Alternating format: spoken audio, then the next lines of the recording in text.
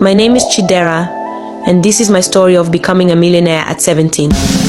That Monday night, my mom came inside with another man. She was planning to sleep within her business center, which was the room next to my room.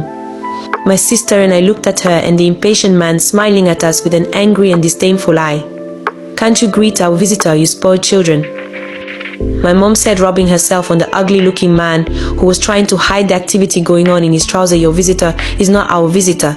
The only place he's going to be visiting is your Disneyland ma," I said, staring angrily at the man, who was too busy caressing my mom. "What a stupid boy, dumb child," my mom said, as she took the man into her room and after a few seconds started playing her stereo.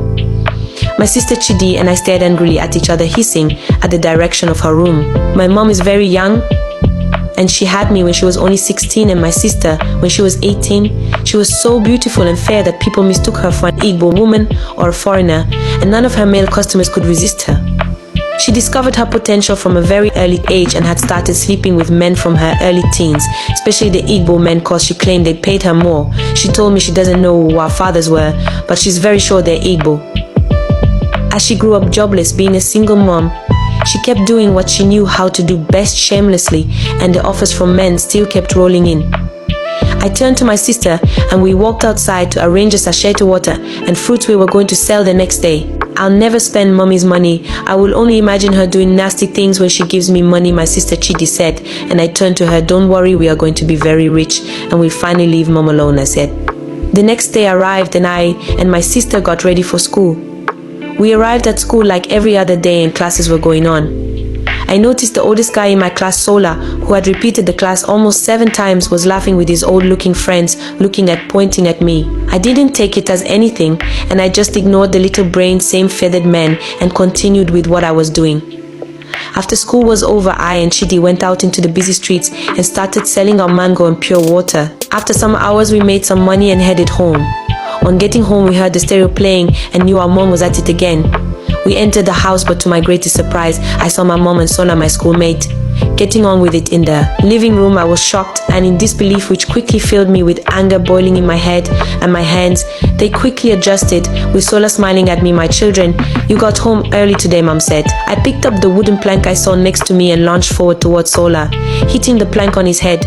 We got into a fight, and he, being bigger than me, pushed me away, still laughing, adjusting his trousers. He walked out of the house smiling and looking at my sister. I looked at my mom with an angry, disappointed face, and my sister started crying. We both entered our rooms, locked the doors, and slept. The next day, without eating or speaking to our mom, we went to school. As we entered, everyone started laughing, pointing at us. We walked in and a guy approached us. "How far, Omo, your mama fine oo?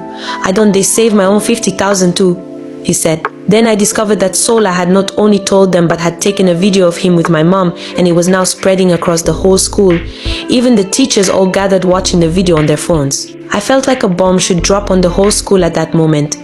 Then I got up and went to my sister's class. I took her by the hands and we walked out of the school. When we got home, I and my sister entered my room. We are no longer got to that school, and we have to leave mom alone. Chidi looked at me and nodded. We pulled out our books and started planning. We used the money we'd saved to get ourselves phones.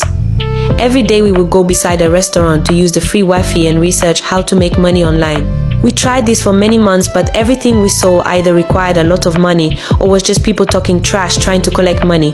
And even as we worked, people who recognized us and had seen the video were still always bugging us, laughing and pointing at us. One day, as me and my sister sat already getting tired and frustrated, I thought back to my mom and realized that a single video of her had changed my life. Just a video. Then I realized content creation was the way, and a single video could change my life positively also. I started researching content creation. I and my sister started faceless content creation and went all in researching and creating content for months, testing out new things and different niches, and after a few months of getting both good and bad results, we knew we needed knowledge from someone experienced.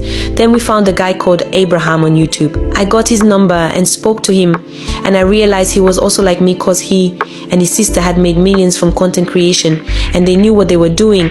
I talked with them and they gave me their blueprint, and in the first 2 months I and my sister made over $20,000. That same month, fortunately, was the same month I clocked 18. We withdrew all the money, invested it in Bitcoin, and after some months of I and my sister looking and working every day, we made over $70,000, all safe in my bank. I bought our first house and I and my sister moved out and left our mom alone. We kept reinvesting our money and kept getting better at our game. We started our clothing brand called Dira and Didi, and everything started going up from there.